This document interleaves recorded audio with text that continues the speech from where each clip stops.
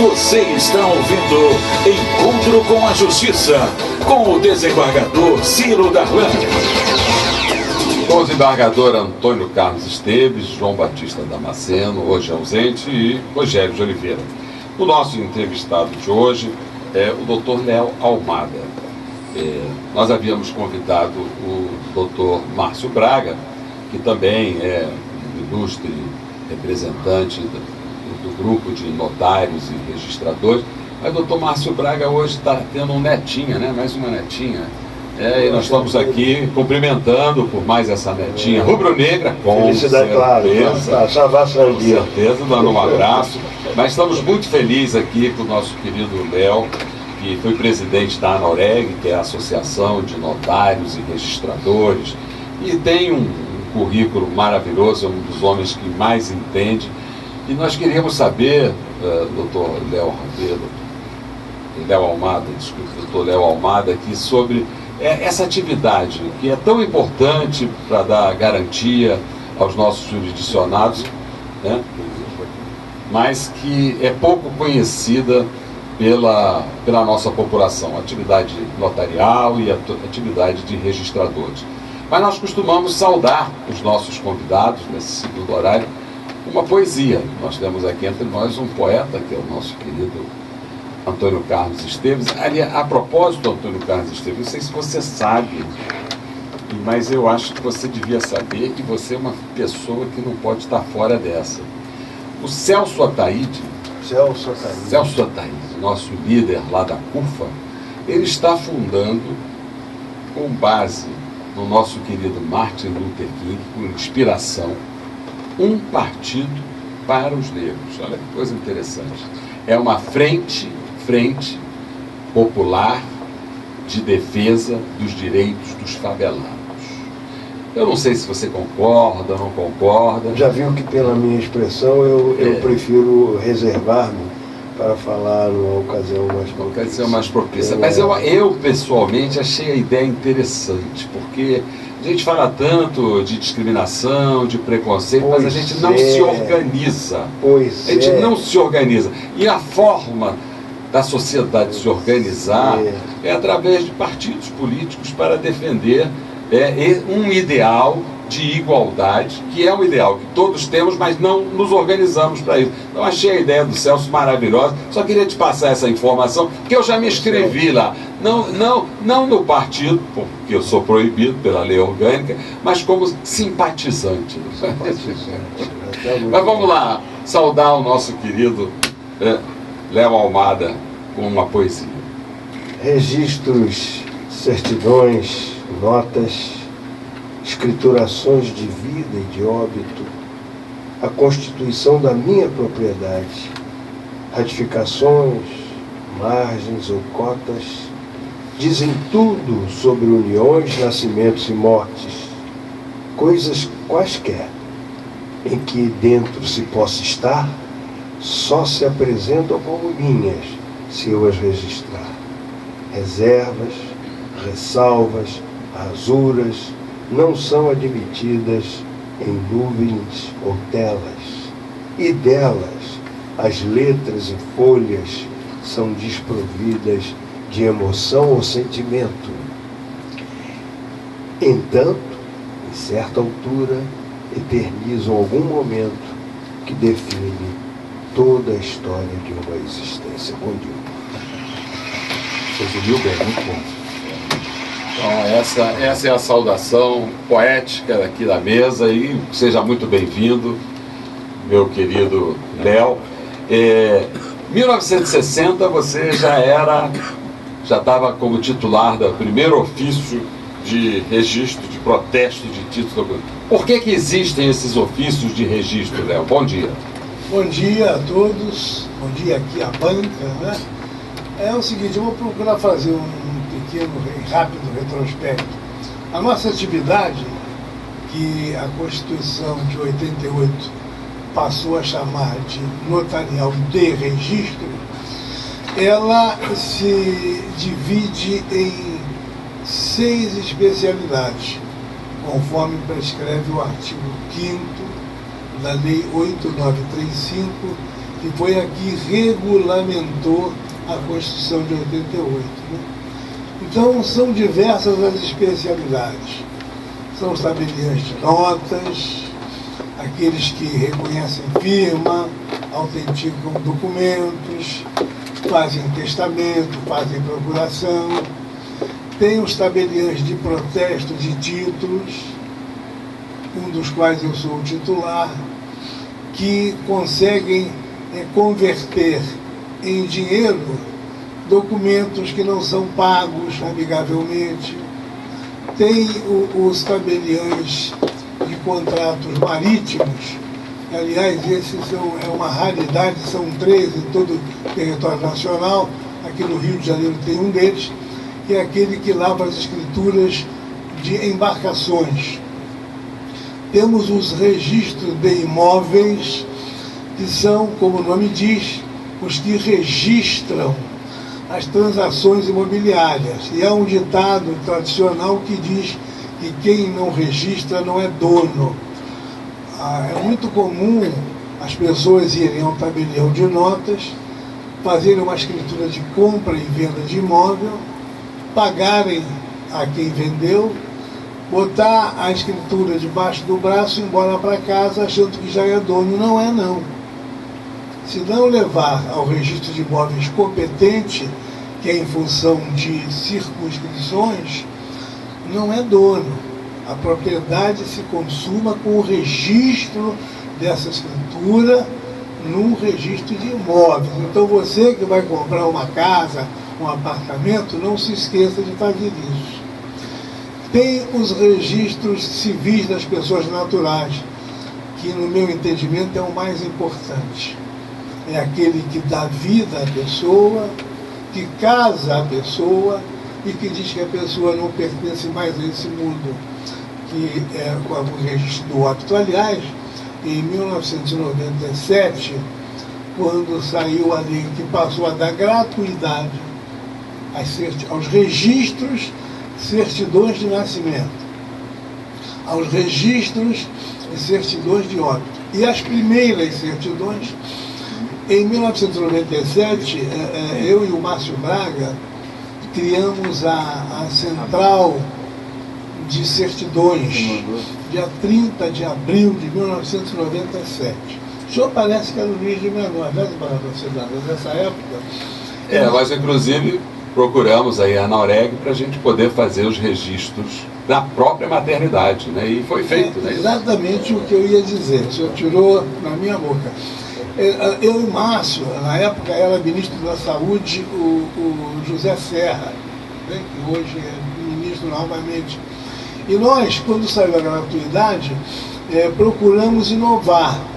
E procuramos lá o ministro da Saúde, que era o José Serra, dizendo que ele tinha que nos ajudar a fazer com que toda criança que nascesse, pelo menos nas maternidades públicas, só tivesse a mãe autorização para sair da maternidade depois de efetuar o registro.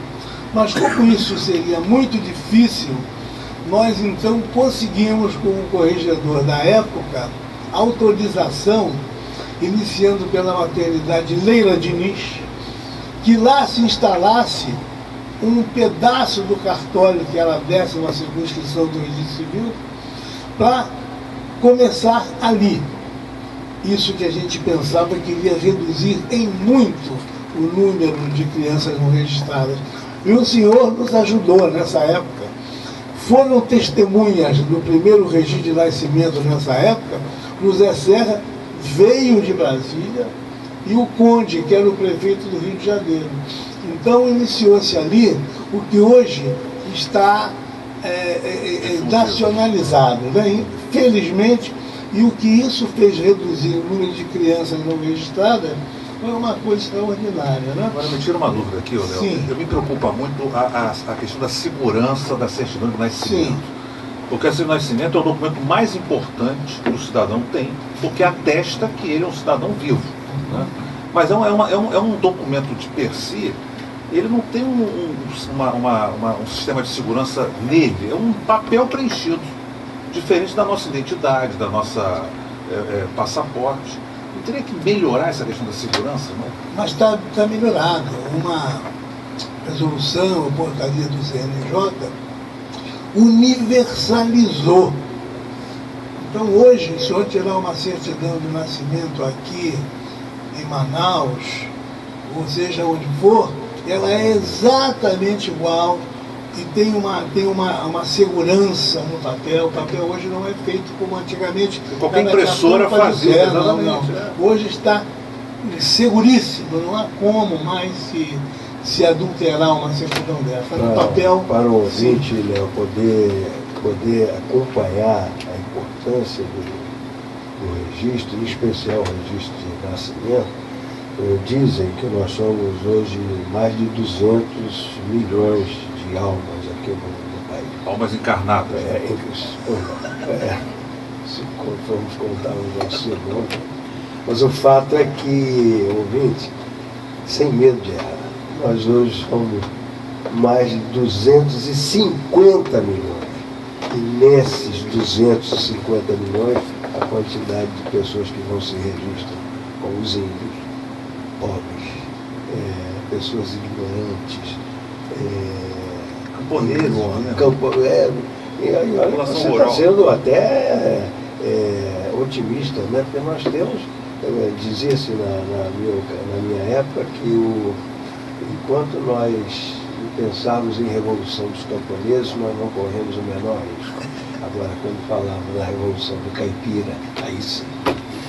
Mas doutor Léo, está havendo na legislação uma intenção, ou já é fato, de criar um documento único para o cidadão, que vai valer para a CPF, que vai ser um número que ele vai levar para toda a vida? Isso já está sendo implantado? O senhor tem conhecimento disso? Está tramitando na Câmara dos Deputados um projeto nesse sentido, que foi proposto pelo ministro Toffoli, presidente do Superior Tribunal Eleitoral.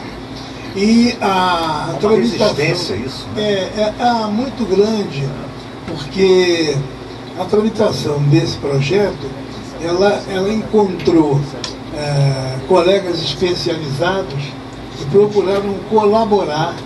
Foi formada uma comissão especial na Câmara e parece que já está conscientizado que o CPF já é um número único, então não há necessidade de se gastar milhões de reais na crise financeira que o país se encontra para criar um bis in idem. Se já tem, todos têm, agora a criança nasce e já recebe CPF. Então não há necessidade de criar uma outra situação que só vai trazer despesas para nós. E parece que já há essa sensibilidade na Câmara de se adotar o CPF como o número único de todo brasileiro, né? Fatalmente, depois da Câmara, vai para o Senado e acredito que não haverá nenhuma contestação a isso, que é o óbvio, é o lógico. Já existe uma identificação nacional de todos nós, que é o CPF. Recentemente, a imprensa publicou aí que na sua área do registro de protesto de títulos, houve uma inovação que fez com que muitos créditos havidos fossem cobrados pelo cartório de registro de protesto, assim, com um êxito muito grande. O senhor podia explicar como foi isso? Vou explicar. Mais ou menos, acho que foi em 2009, a Corregedoria da Justiça do Rio de Janeiro levantou uma questão para o CNJ a respeito da possibilidade do protesto das certidões da dívida ativa, os créditos dos municípios, dos estados e da União, que estavam engavetados.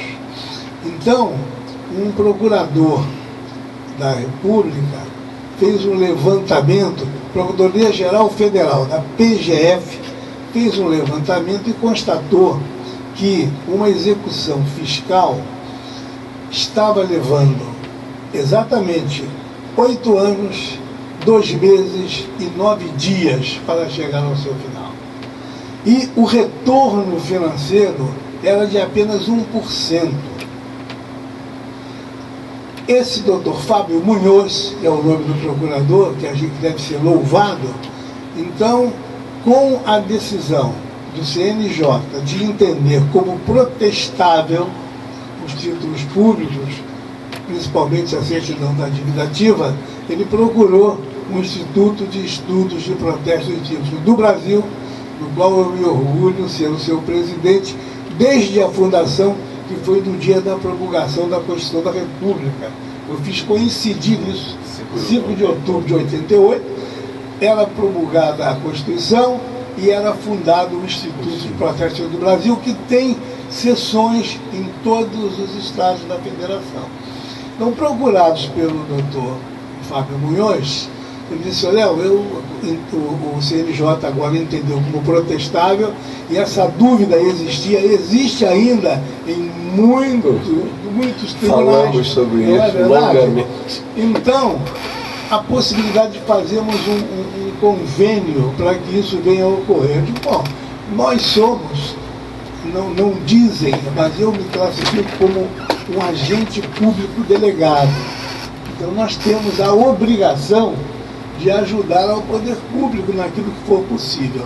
Então, sem nenhum ônus para as secretarias de Fazenda, seja da União, dos estados, do município, o Instituto de Protetos do Brasil, com todas as suas sessões, começou a fazer um convênio com a PGF inicialmente.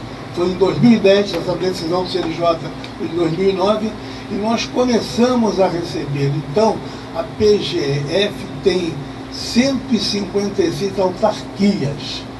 E as autarquias tinham programas diferentes. Foi uma dificuldade conseguir se uniformizar o programa para, via internet, chegarem essas cobranças.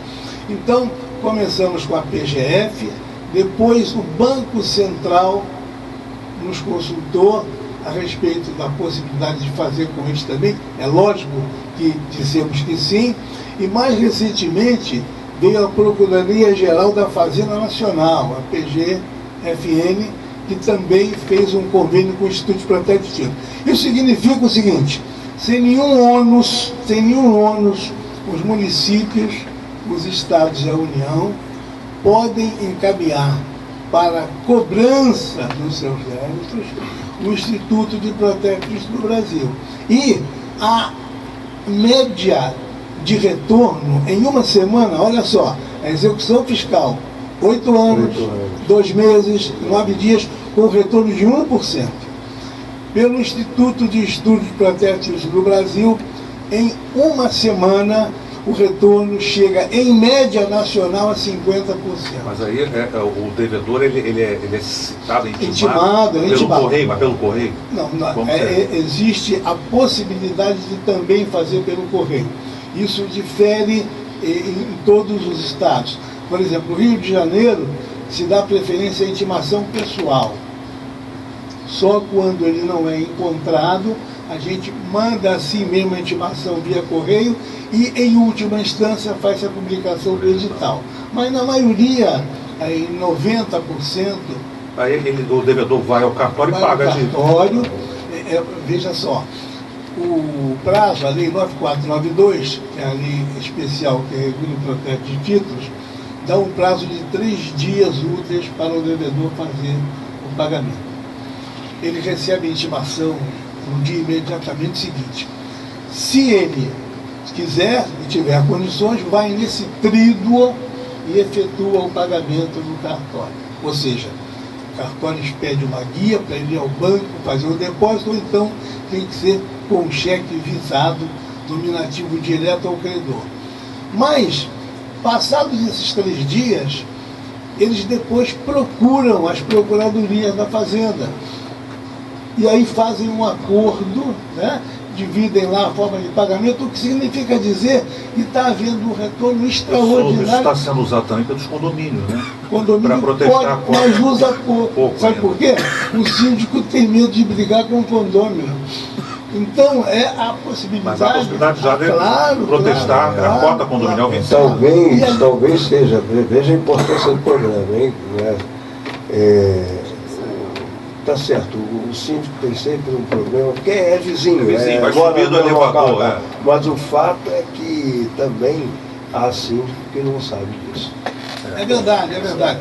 E nós, eu estou acabando falando da minha especialidade. Não, mas é bom, né?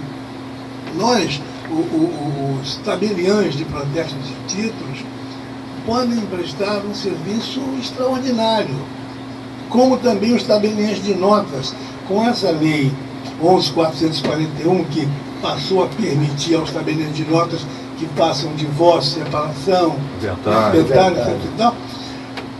Agora mesmo estive em Brasília, numa reunião nacional, e já é de 1.300.000 atos que os tabeliães de protesto, os tabeliães de notas praticaram em substituição ao judiciário. Tiraram do judiciário já 1.300.000 atos. Você se lembra, ouvinte, Isso. Você se lembra, ouvinte, que ainda há uns meses atrás, nós dissemos aqui que o Supremo Tribunal Federal tem 100 milhões de processos.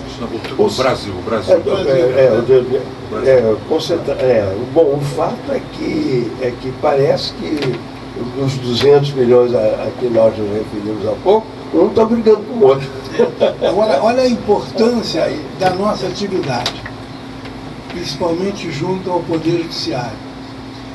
Os tabeliães de notas estão agora, aliás, essa lei, ela saiu porque a ANOREG Nacional foi ao Ministério da Justiça mostrar que nós podíamos retirar do Poder Judiciário uma série... Como é feito em outros países, né? Exatamente, porque o senhor vai agora se preocupar, o jeito que vai se divorciar da mulher, meu Deus do céu, vai no tabelião de nota, faz isso em uma semana, não é?